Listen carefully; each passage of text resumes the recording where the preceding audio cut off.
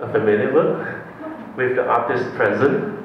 Okay, is where I connect Hoi Chong's dealing with indigenous and non-indigenous and the idea of island, all right, to Sharon Chin's work, Pendatang Arrival, Pocket Seas, and in 2008 an installation where she was actually collecting or come across dictionaries of different languages in Penang. So Sharon, I will try my best to justify it. Right. The work deals with languages, native and migratory, to speak and about the idea to speak and to learn to communicate. And I quote her, "Of the many things brought along when moving to a foreign land, language is the one closest to us. It resides deeply in the body, spirit and mind. When this arrives in a new land, language arrives too. Each language is an ocean. When it is in dictionary form, this ocean fits in the pocket, like a mobile phone." So when I was looking at this work, I was thinking about, that's interesting. So Sharon looked at it as a kind of language and island, and I was thinking about Khalil Gibran, that each human is an island. How do we connect? We need to open up. We need to look for translation. Okay, there were translation from Learning Hokkien Conversation over there, Dictionary of Foreign Words and Phrases. There was actually a textbook, I think, right? 小小汉语字典, or in Tamil, okay, or Jali. For me, I see that this is an interesting discovery by Sharon in the sense that there were attempts, and when people want to communicate, you need to find out. And when people come from different places and converging in one island, for example, how do you continue, all right, living, cohabiting in a way? The translation is very important, and hence I think that we did the right thing. Even when there's just a few who couldn't access Mandarin, that we should continue having English or Mandarin tonight. Adam, you are welcome. Okay, thank you very much.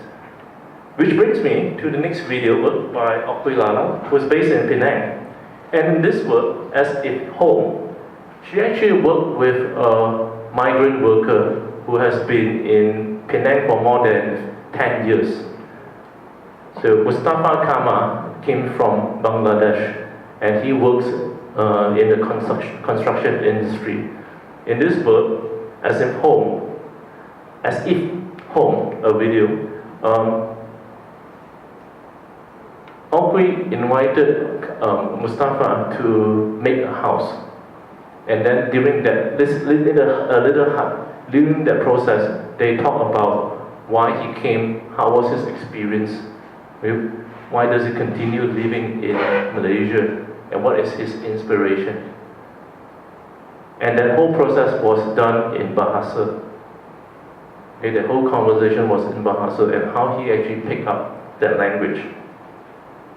So conversation of local and migrant worker about home, about dwellings, about dreams. Okay? Which brings me to my last theme, which is about stories and alternative, and how they are marginalized, and how we can recall them or reimagine them. This, when I presented in Taiwan, I was telling them, okay, Malaysia is not just Kuala Lumpur and the West, there's actually a huge part. And you can see this is actually not well depicted, because Sabah and Sarawak is actually much bigger than here. Yeah, I've been conditioned by another artist, and this artist is called Ilahi, who has been strongly advocating about the unequal treatment, okay, of Sabah, for example, within the Federation. And in Ilan's practice, and as much as her politics, all right, is to raise the issue of Sabah and how it's unequally treated, and how the resource is not well distributed within Malaysia. OK， 就是沙巴、上老越跟西马的关系 ，alright. So what I'm picking up are just some of the topic, the work that play with this, arousing account of migration in the language of the sea. 其实他本身的父亲是沙巴人，母亲是从 Australia、纽西兰移民过来的。So it's a very interesting situation and with an interesting background. And a lot of our work actually deals with the politics between Sabah and the Federal States.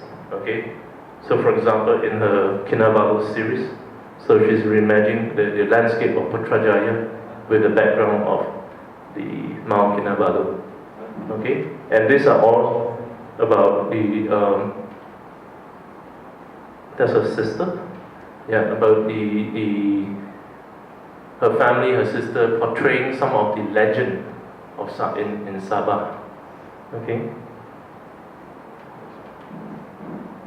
And finally, this is how I want to connect that, because we talk about migration, we talk about distribution of power, but I'm quite sure a lot of Malaysians are also aware that, and when I raise this in Taiwan, is that in Taiwan they are going through this process of dealing with migrant workers and migrant families.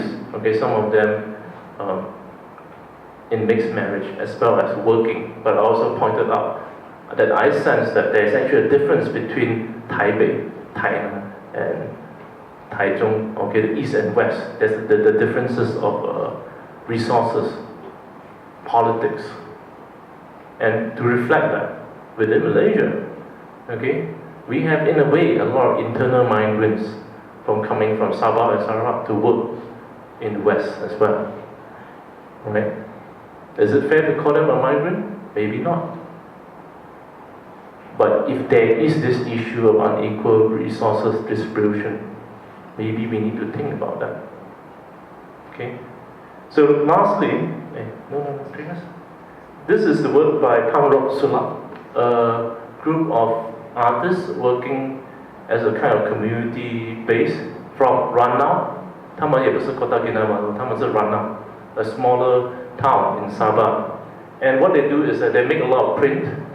At the same time, they do a lot of, please correct me, community-based, all right, engaging young children to talk about, to build things, workshop and whatnot.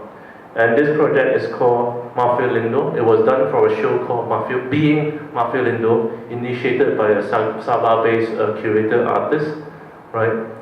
Being Mafia Lindo, what is the issue and how they have been failed in a sense, or how the politics have failed them when they join federal, when they join 他们的那个对这个马来西亚的幻想和那个the promises didn't work out. How if we, in fact, they are more Mafiolindo in Sabah than the rest of the places. That if we go there, you can't really tell if they are from Sulu, Philippines, or Indonesia. Okay, and the work they came up with is actually just this map, Mafiolindo, but at the same time, a lot of issues associated to capitalism, to market, to politics are all being pointed out. At the end, they have a different image, the president of Mafiolindo.